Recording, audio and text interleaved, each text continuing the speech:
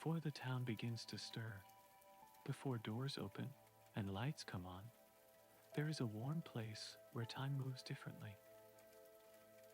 In a quiet kitchen filled with gentle heat, someone works while the world sleeps. This story begins there, in the still hours just before morning remembers itself. Tonight's story is the bookshop that only opens at night. Chapter 1: The Winding Lane. There is a street in a small town that most people have forgotten. It curves gently between older buildings, the kind with window boxes and faded brick, and it leads to a place that only appears after dark. If you were to walk down this lane on an ordinary afternoon, you might notice nothing unusual at all. You might see a bakery with its doors already closed for the day. You might see a tailor's shop with measuring tapes hung in the window. You might see an old pharmacy with glass jars of colored water catching the last of the daylight. But you would not see the bookshop, not yet. The bookshop waits. Tonight, the rain has been falling since late afternoon. It is the kind of rain that makes people want to stay indoors. The kind that patters softly against windows and runs in small rivers along the edges of the street. The kind that smells of wet leaves and old stone, and the promise of a quiet evening. The lamplights have come on early because of the clouds. They glow amber and warm, casting circles of light on the wet cobblestones below. Each drop of rain that passes through their glow becomes, for just a moment, a tiny spark of gold. The shops have closed one by one. The baker has turned off his ovens and covered the remaining loaves with clean white cloth. The tailor has put away his needles and thread and locked his scissors in a wooden box. The pharmacist has counted out the last of the day's receipts and pulled the shade down over the door. Now the street is quiet. Now the rain is the only sound.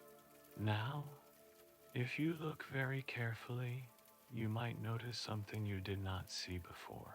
At the very end of the winding lane, where the cobblestones become older and more uneven, there is a narrow building wedged between two others.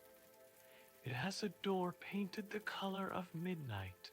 It has a window filled with the soft amber glow of candlelight. And above the door, in letters that seem to shimmer faintly in the rain, there is a sign that reads simply, "Books for the hours between." The bookshop has opened. It opens every evening when the last of the daylight fades. It opens when the streets grow quiet and the world begins to slow down. It opens for those who cannot sleep, for those who need a story, for those who are looking for something they cannot quite name. Inside, there is warmth. Inside, there is the smell of old paper and leather bindings, and the faint sweetness of beeswax candles. Inside, there is a woman named Iris, who has been keeping this shop for longer than anyone in the town can remember. Chapter 2: The Keeper of Books. Iris is neither young nor old. Her hair is silver at the temples and brown everywhere else, and she wears it pinned loosely at the back of her head with a tortoiseshell clip that once belonged to her grandmother. Her eyes are the color of strong tea, warm and observant, and there are small lines at their corners that suggest she has spent many years smiling at things that pleased her. She wears a cardigan the color of heather, soft and well worn, with pockets deep enough to hold a pencil, a small notebook, and a ring of brass keys. Tonight, as she does every night, she has lit the candles one by one. There are 7 of them on the main counter, set in holders of different heights, so that their flames make a little staircase of light. There are 4 more on the window ledge, where they can be seen from the street. And there are dozens more scattered throughout the shop, on shelves and tables, and the narrow mantel above the small fireplace in the back. The fire in that fireplace is burning low and steady. It has been burning since just after sunset, when Iris carried in the first armful of wood from the covered stack behind the building. She chose pieces of applewood tonight, because applewood burns slowly and smells of orchards, and she thought that would suit the rainy evening. The bookshop is not large, but it feels endless. The shelves reach from floor to ceiling on every wall, and they are packed so tightly with books that no space is wasted. There are books with leather spines, and books with cloth covers, and books with paper jackets that have been carefully protected under clear wrapping. There are books in languages that Iris can read, and books in languages she cannot. There are books that are very old, their pages gone golden with time, and books that are newer, their spines still stiff and uncracked. Every book in this shop has been chosen with care. Every book has a purpose, and every book, Iris believes, is waiting for the right person to find it. She moves between the shelves now, straightening a spine here, dusting a cover there. Her footsteps are soft on the worn wooden floor. The floorboards creak gently beneath her, a familiar sound that she has come to love. It is the sound of a building that has settled into itself over many years. The sound of wood that has learned to breathe with the seasons. She passes the section she calls Journeys, where the books are about distant places and long travels, and the feeling of setting out into the unknown. She passes the section called Quiet Company, where the books are about friendships that require no explanation and silences that are comfortable rather than awkward. She passes the section called Small Comforts, where the books are about gardens and kitchens and the pleasure of simple things done well. And she pauses, as she often does, at the section in the very back of the shop. This section has no label. It needs none. The books here are different from all the others. They are handwritten, every one of them, in dozens of different hands. Some are bound in plain brown paper. Some are wrapped in fabric. Some are held together with ribbons or string or leather cords. These are the journals. Over the years, people have left them here. People who could not sleep, who came to the bookshop looking for comfort, who stayed for tea and conversation, and found that they wanted to leave something of themselves behind. Each journal contains a story, not a made-up story, but a real one. A story of how someone found their way through a difficult time. A story of how someone learned to let go of worry. A story of how someone discovered that peace was possible, even when they had believed it was not. Iris reads from these journals sometimes, on quiet nights when no customers come. She reads them to remind herself that everyone struggles, that everyone searches, that everyone, eventually, can find rest. Chapter 3. The First Visitor. The bell above the door chimes softly. It is a small brass bell, tarnished with age, and its sound is more like a whisper than a ring. But Iris hears it even from the back of the shop. She always hears it. She sets down the journal she was holding and makes her way to the front. A young man is standing just inside the doorway. His coat is damp from the rain, and there are drops of water in his dark hair. He looks around the shop with the expression of someone who is not quite sure how they got here. "Good evening," Iris says. "Welcome." Her voice is calm and warm, the kind of voice that invites confidence without demanding it. The young man blinks. He seems to be noticing the candles for the first time, the way they fill the room with soft flickering light. He seems to be noticing the smell, the wonderful old smell of books and wood smoke, and something else, something like chamomile and honey. "I was just walking," he says. "I did not know this place was here." "It is only here at night," Iris replies. "That is when people need it most." She gestures toward the interior of the shop. "Please," she says, "come in. Get warm. There is tea if you would like some."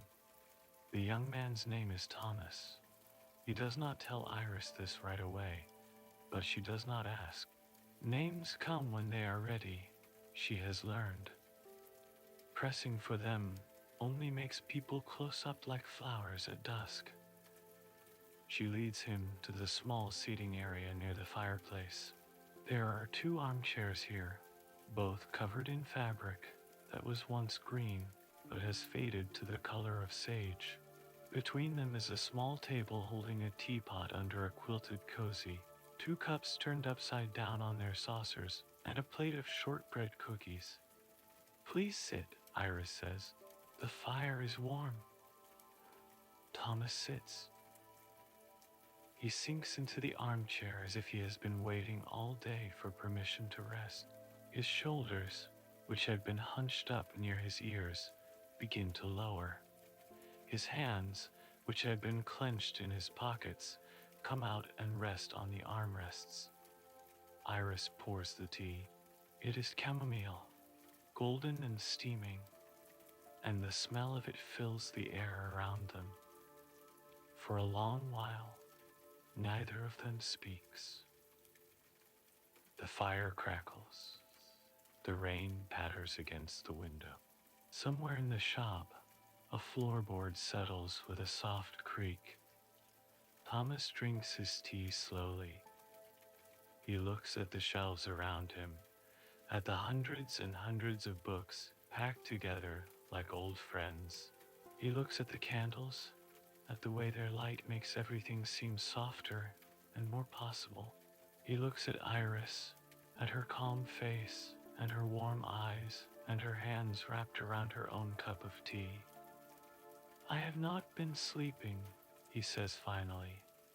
Iris nods. She does not say anything. She just nods and waits. "There is too much in my head," Thomas continues. "Too many thoughts. They go around, and I cannot make them stop." "What kind of thoughts?" Iris asks gently. Thomas is quiet for a moment. "Worries," he says, "about whether I am doing the right things, about whether I'm becoming the person I'm supposed to be, about all the things I have not done yet, and all the things I might never do." He pauses. "It sounds foolish when I say it out loud," he adds. "It does not sound foolish," Iris says. "It sounds very human." Chapter 4. The Book That Chooses. Iris sets down her tea and rises from her chair. "Come with me," she says. Thomas follows her into the maze of shelves. They walk past journeys and quiet company and small comforts. They walk past sections called Evening Gardens and Kitchen Wisdom and the Art of Doing Nothing. They walk until they reach a small alcove that Thomas is certain he did not notice before. "The books here are different," he says. "Yes," Iris agrees. "These are the ones that choose their readers." Thomas looks at her, uncertain. I do not pick the book for you, Iris explains. You walk along the shelves and you wait. When a book is meant for you, you will know. How will I know? Thomas asks. You will feel it, Iris says. A kind of pull, a kind of recognition, as if the book has been waiting for you, and you have been waiting for it, though neither of you knew it until this moment. Thomas walks slowly along the shelves. He lets his eyes move over the spines without reading them. He lets his mind grow quiet, or at least as quiet as he can make it. He breathes in the smell of old paper and tries to simply be present in this strange, warm, candlelit place. Minutes pass. The rain continues outside. The fire continues to crackle in the distance. And then Thomas stops. His hand reaches out, almost on its own, and touches a book bound in soft brown leather. The spine is unmarked. There is no title, no author, nothing to indicate what might be inside. But Thomas knows. He knows the way you know things in dreams, without evidence or explanation. He knows the way you know that a place is safe, that a person can be trusted, that you are exactly where you are supposed to be. This one, he says. Iris smiles. Yes, she says. That is the one. Chapter 5, Words in Candlelight. They return to the chairs by the fire. The tea has gone cold, so Iris makes a fresh pot. This time it is peppermint, bright and clean. The kind of tea that clears the head without waking the body. Thomas holds the book in his lap. He has not opened it yet. He is afraid, a little, of what he might find inside. He is afraid that it will not help, that nothing can help, that he will carry his sleeplessness forever like a stone in his pocket. But he is also curious. What is this? He asks. A journal, Iris says. Written by someone who came here once, just as you did. Someone who could not sleep, someone who was looking for answers. Thomas runs his fingers over the soft leather cover. Why did they leave it here? He asks. Because they wanted to help someone else, Iris says. They found their peace, and they wanted to share how they found it. That is what these journals are. They are maps, in a way. Maps that show one possible path through the darkness. Thomas opens the book. The handwriting inside is neat and careful. It belongs to someone who took their time with each letter, each word. Someone who understood that writing things down is a way of making them real. Thomas begins to read. The first entry is dated many years ago. It says, I have come to the bookshop for the third time this week. Iris made chamomile tea and did not ask why I was crying. She just handed me a handkerchief and waited. When I was ready, I told her that I have been afraid. Afraid of everything. Afraid of the future and the past and even the present. She listened, and then she said something I will never forget. She said that fear is not a sign that something is wrong with us. Fear is a sign that we are paying attention. The world is uncertain. It is natural to notice that.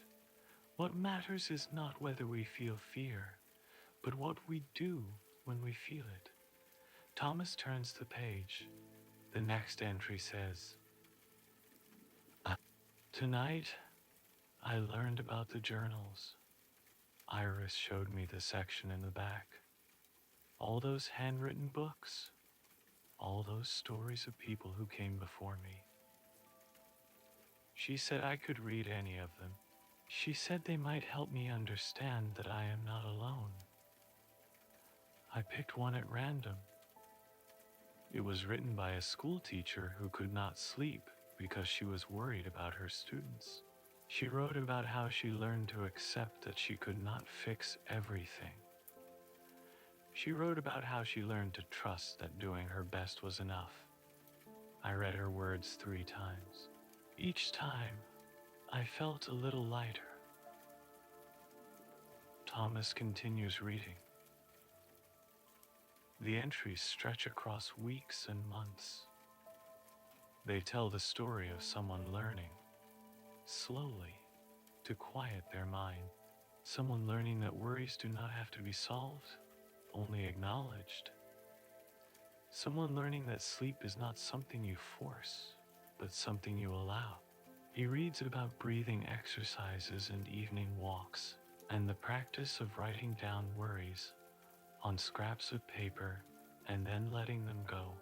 He reads about the comfort of routine, the same cup of tea at the same time each night, the same cozy blanket, the same gentle music. He reads about the importance of kindness, especially to oneself, especially on the hard nights when nothing seems to work. And as he reads, something begins to change.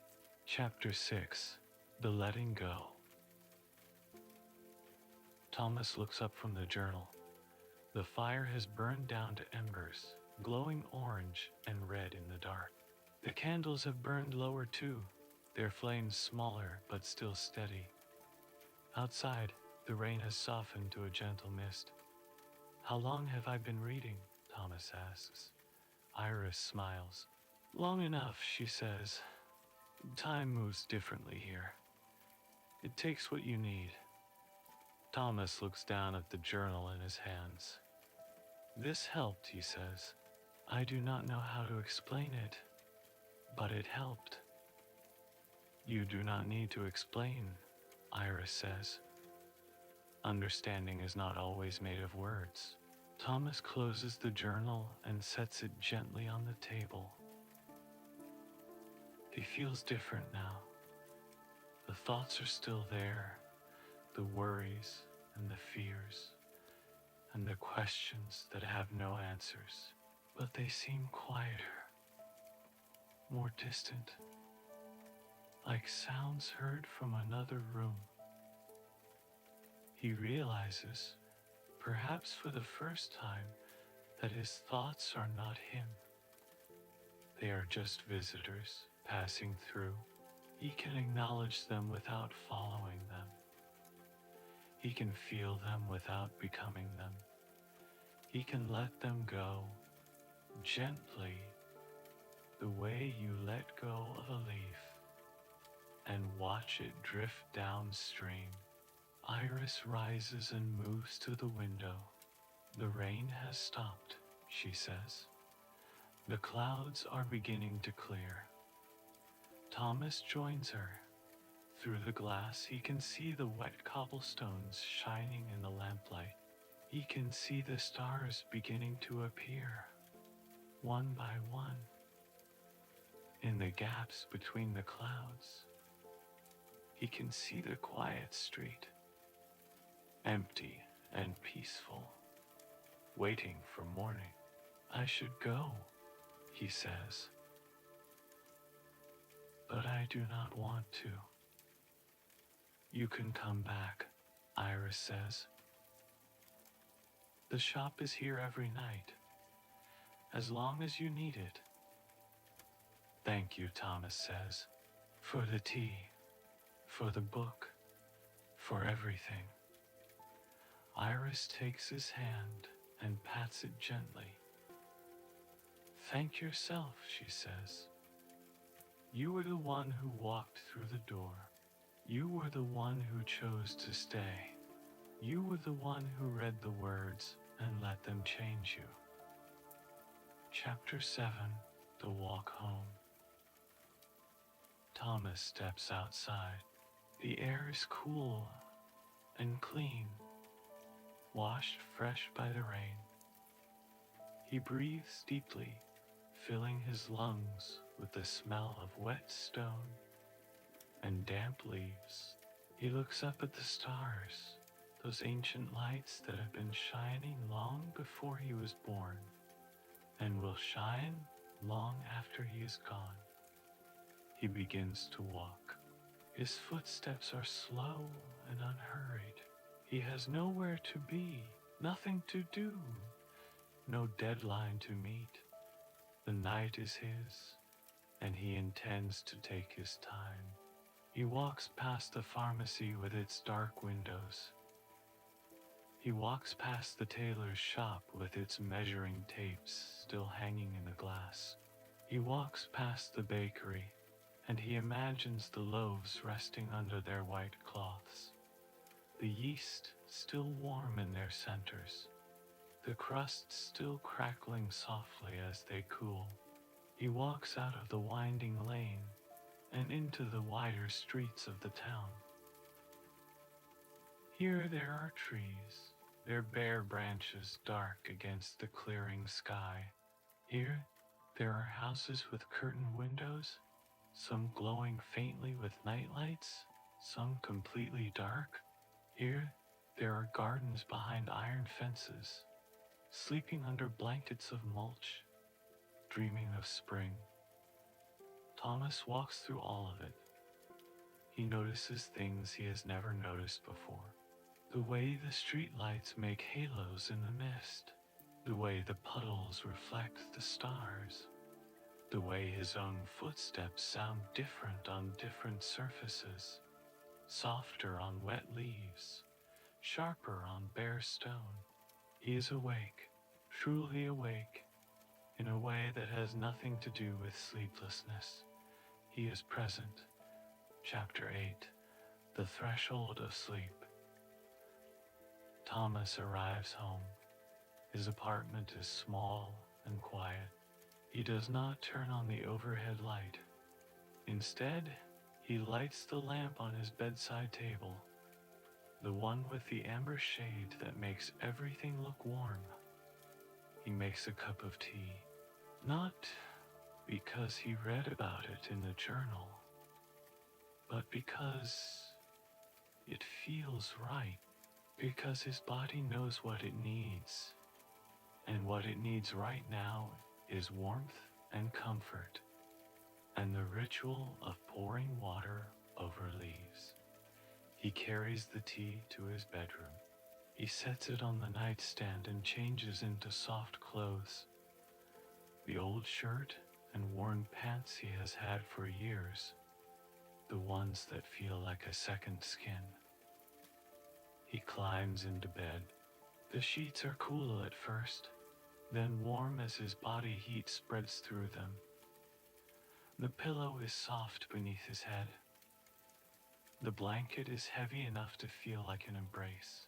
Thomas lies there in the lamplight. He does not reach for his phone. He does not turn on the television. He does not try to distract himself from his thoughts. Instead, he does something he has not done in a very long time. He simply breathes. He breathes in slowly, feeling his chest rise.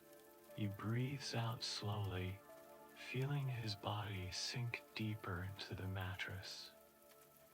He breathes in again, counting to 4. He breathes out again, counting to 6. The thoughts come, as they always do. They come with their worries and their what-ifs and their endless loops of concern. But this time, Thomas does not follow them. He acknowledges them gently, the way you might acknowledge a child who interrupts you. He says, "I see you.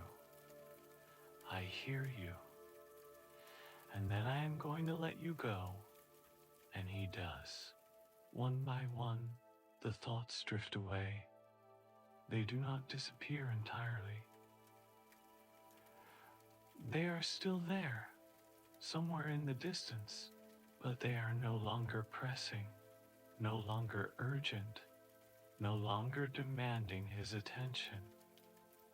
He is learning, slowly, how to coexist with them. Chapter 9. The space between waking and sleep. Thomas closes his eyes.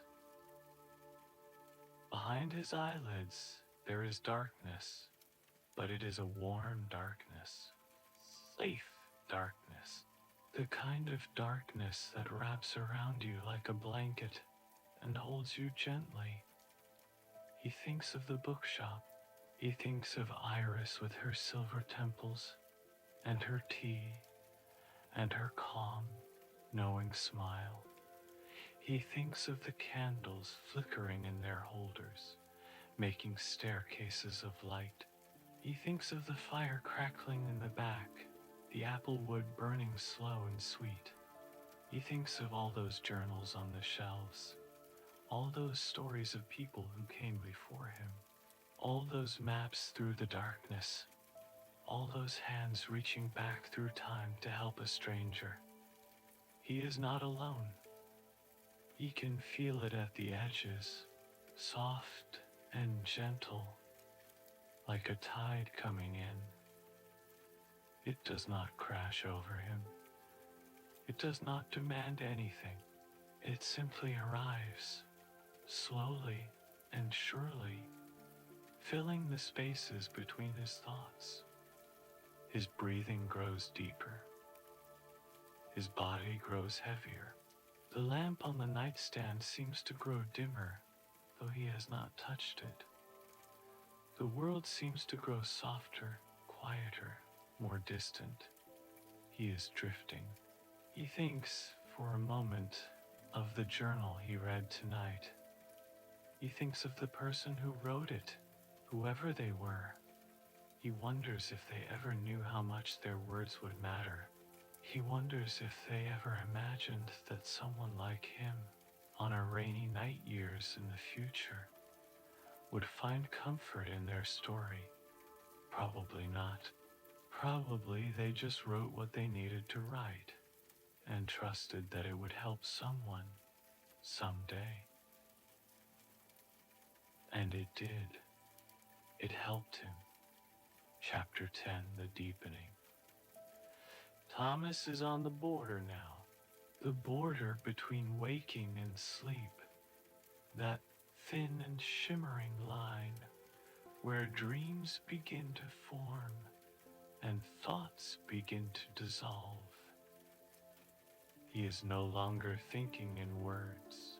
He is thinking in images, in feelings, in vague and beautiful impressions that shift and change like clouds. He sees the bookshop again, but now it is different. The shelves stretch on forever, reaching up into darkness, reaching back into mist. The books glow faintly, each one a different color, like jewels arranged in careful rows. He walks among them, and he knows that each one contains a story, and each story is true, and each truth is a kind of healing. He sees Iris, but now she is ageless. She stands at the end of a long corridor, holding a candle.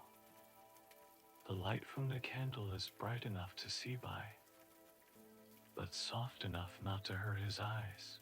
She smiles at him, and her smile says, "You found your way. You were always going to find your way." He sees Thomas, but now Thomas is sleeping. He is lying in his bed with the amber lamp and the soft blanket and the pillow that knows the shape of his head. He is breathing slowly, steadily, peacefully. His face is relaxed. His hands are open, His whole body has surrendered to rest, and now Thomas is not seeing anything at all. He is simply resting. The images have faded. The thoughts have quieted. The thoughts have quieted. The world has become a warm, dark, silent place where nothing is required of him and nothing is expected. He is safe. He is held. He is at peace. The rain has stopped entirely now. Outside his window, the clouds have parted, and the stars are shining bright and clear. The moon, just past full, is rising over the rooftops, casting silver light on the wet streets below. Somewhere in the town, the bookshop is still open. Iris is still there, tending the fire, pouring tea, waiting for the next person who cannot sleep. The candles are still burning. The books are still waiting on their shelves, and the journals are still there, in the back, in the section with no label. All those stories, all those maps, all those hands reaching out through the darkness, saying, I was lost too. I was afraid too. And I found my way. And so will you. Chapter 11. The Hours Before Morning. The night continues its slow turning. Midnight comes and goes. The town sleeps. The streets are empty. The only movement is the occasional flutter of a curtain, the soft brush of a cat along a fence, the silent passage of an owl across the moon. In his bed, Thomas sleeps deeply. His chest rises and falls in the steady rhythm of true rest. His eyes move behind his closed lids, watching dreams that he will not remember in the morning. His body repairs itself, cell by cell, the way bodies do when they are finally allowed to rest. He does not wake, not when the wind picks up slightly and rattles the window, not when a car passes on the distant road, its headlights sweeping briefly across the ceiling, not when the old house settles with a creak and a groan, the sounds of a building breathing. He sleeps through all of it. In the bookshop, the fire has burned down to ash. Iris covers the embers with the brass screen and begins her nightly ritual of closing. She blows out the candles one by one, moving through the shop in a slow and careful pattern. She touches the spines of books as she passes, saying goodnight to them, thanking them for their patience. The last candle is the one in the window. She pauses before she blows it out, looking through the glass at the empty street. She wonders about Thomas, whether he made it home, whether he found his way to sleep. She does not worry about him. She knows he will be all right. The shop goes dark, but it does not disappear. It is still there, wedged between the other buildings, waiting for tomorrow night. The sign above the door still says books for the hours between, though now the letters are hidden in shadow. The door is still painted the color of midnight, though now it is invisible against the dark. The bookshop will return. It always returns. Every night, when the last of the daylight fades, it opens its doors and lights its candles and waits for whoever needs it. And there is always someone who needs it. There is always someone who cannot sleep, who is searching for answers, who is wandering the streets in the dark, hoping to find a place that feels like home. The bookshop is there for them. Iris is there for them. The journals are there for them. Chapter 12, The Gentle Arrival of Morning. The sky begins to lighten, not all at once, but slowly, gradually, the way morning always comes.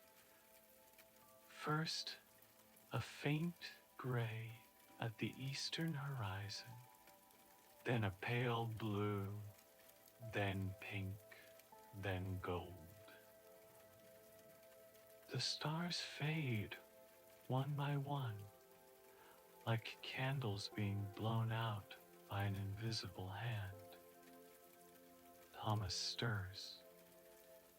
He does not wake, not yet, but he shifts slightly in his bed.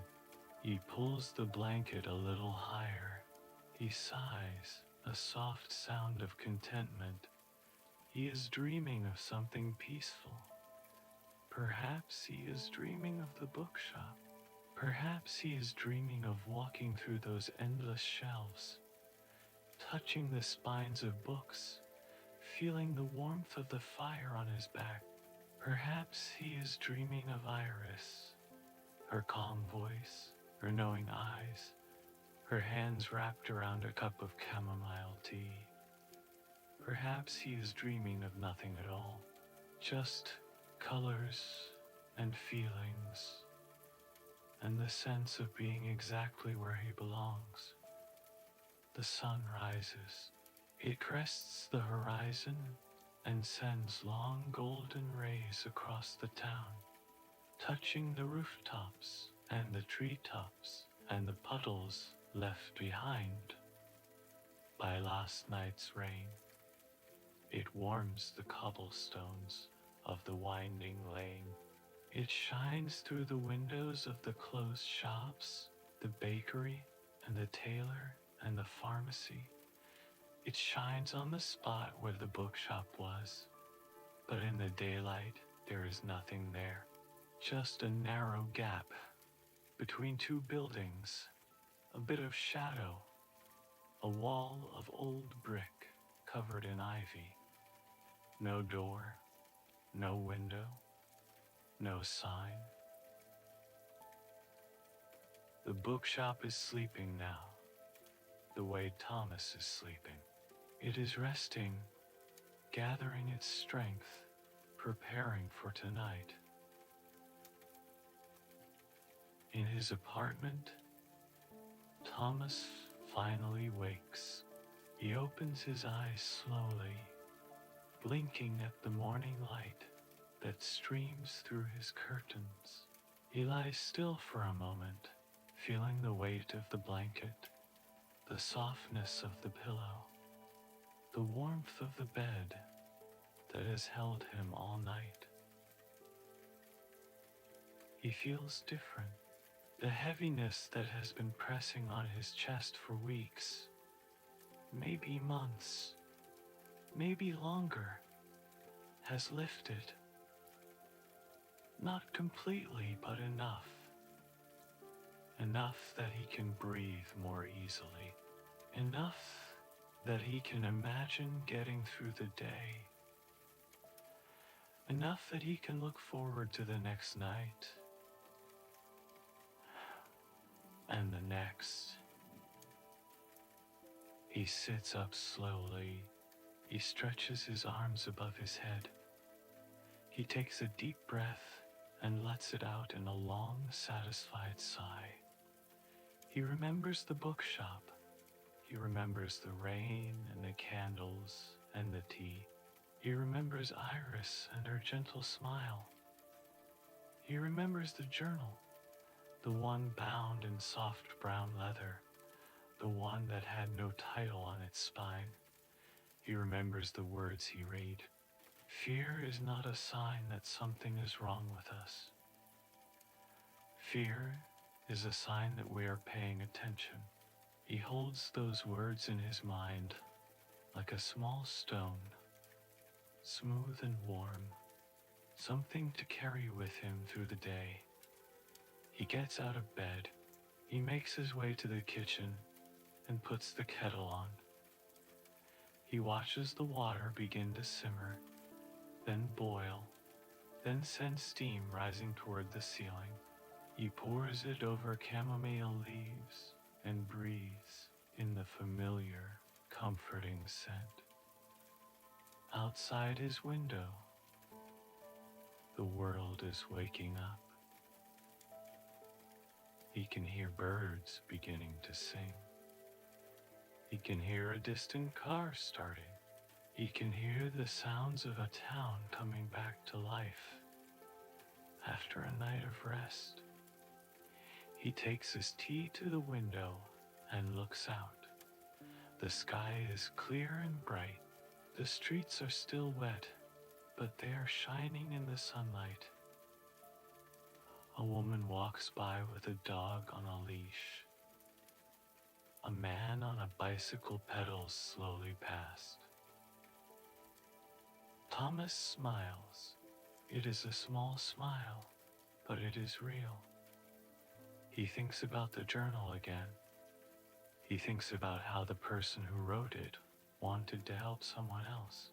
How they wrote down their story, their struggles, their small victories, and left it behind in the hope that it would make a difference. Thomas wonders if he could do the same. Not today, perhaps. Not yet. But someday, when he has traveled further down this path, when he has learned more about quieting his mind and finding his rest, someday he might write his own story. Someday he might add his own journal to those shelves. Someday he might be the hand reaching back through the darkness, saying to a stranger, "I was lost too. I was afraid too. And I found my way. And so will you." But that is for later. Right now, there is only this morning. This cup of tea. This warm light. This feeling of hope, small but real, growing in his chest like a seed beginning to sprout. He does not know what the day will bring. He does not know if tonight will be easy or hard. But he knows now that there is a place he can go when the darkness feels too heavy. He knows there is a bookshop that only opens at night. He knows there is warmth and tea and candlelight waiting for him. He knows he is not alone. And for now, that is enough. That is more than enough. Thomas finishes his tea. He sets the cup gently in the sink. He begins his day, and so the story ends, as all stories must. But the bookshop remains. It is there tonight, if you need it. It is there every night.